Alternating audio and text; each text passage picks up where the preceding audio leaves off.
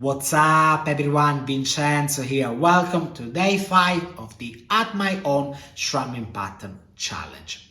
So, today you put in action everything that you have learned so far and you do it completely on your own. In fact, for the final lesson of this challenge, you choose which song to play. I'm sure that by now you know what to do.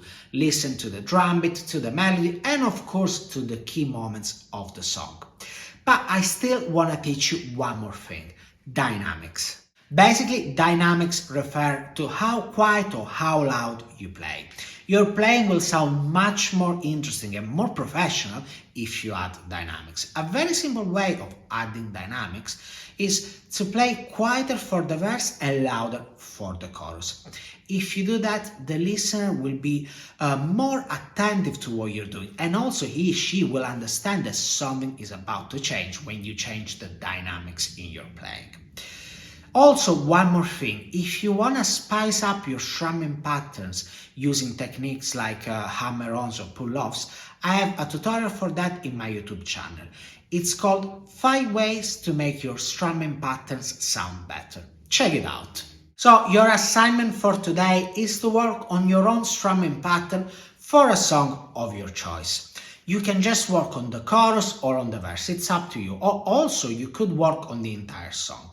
One thing though, if you decide to work on the entire song, I would like you to use 2 different strumming patterns, one for the verse and one for the chorus.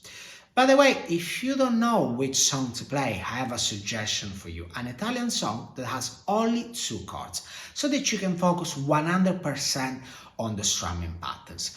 It's called Fiamme negli occhi, and this is the chord progression for the entire song. As always, don't forget to tag me in your stories or posts so that I can see your assignments. And remember to use the hashtag @myownstrummingpattern. I will reshare your work in my stories and I will give you some feedback.